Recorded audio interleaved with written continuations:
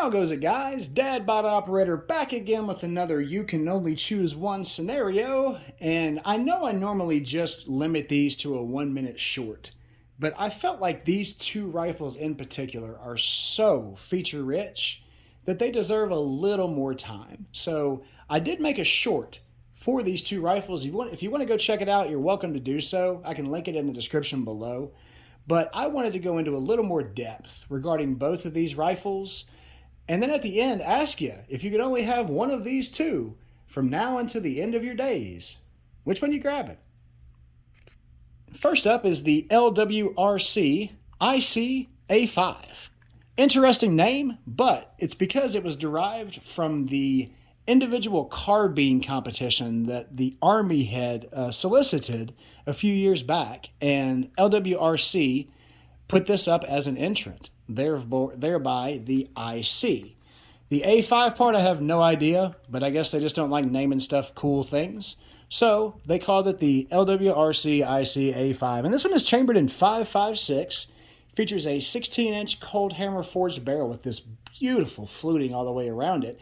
And that aids in helping with two things. Number one, it reduces quite a bit of weight from the front. Number two, it acts as a heat sink, which helps draw heat away from that barrel and cool it down.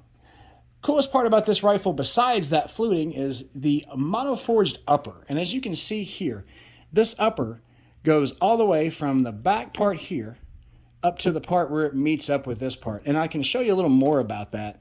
If you just unscrew these guys right up here at the top, this little lid pops off, exposing the short stroke piston operating system located within. Really nice looking all the way around. This guy also features a fully ambidextrous lower. You can see bolt catch release and mag release on that side. Bolt catch release, mag release, and safety selector on this side. Fully ambidextrous charging handle as well. And the fit and finish on this LWRC really is second to none. Cerakote job is absolutely gorgeous on it.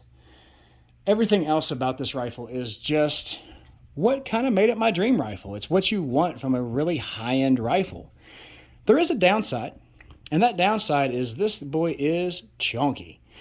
By the time that I put this EOTech Voodoo 1-8 on the top, review forthcoming, this guy weighed in at a arm-numbing 10.2 pounds.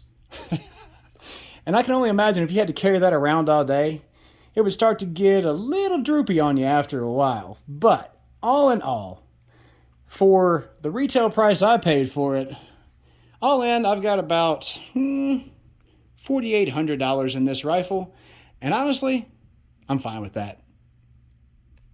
Next up is the Sig Sauer MCX Virtus, chambered in 5.56 as well. This one features a 16-inch cold hammer forged barrel. They are kind enough to throw in a nice 3-prong flash hider on the front as opposed to the normal A2 bird cage. This features a short stroke piston operating system with adjustable gas block. Forgot to mention that the LWRC also has a 2-position adjustable gas block as well. Moving on down, you can see that this guy has ambidextrous controls with regards to the mag catch and release and bolt catch safety selector. On this side, it's just mag release and safety selector though. Ambidextrous charging handle thrown in. Fit and finish on this is also just really second to none. The Cerakote job is this beautiful gray Cerakote. Just feels like a high-end rifle in your hand. The claim to fame for the Virtus to me is this folding stock, which gives you the ability to still fire while folding, which for the AR platform is kind of an anomaly if you're unaware. I topped this one off with an Aimpoint T2. They're just bomb-proof, and they're really, really great red dot sights. All in all, I am super excited about this Sig MCX Virtus as well. This is the newest addition to the safe. I'm hoping to get it out and take a few shots with it here soon to give you guys a little bit more in-depth review. I do have a question for you though. If you notice here, the forward assist and brass deflector is a separate piece from the rifle. It's even a different color.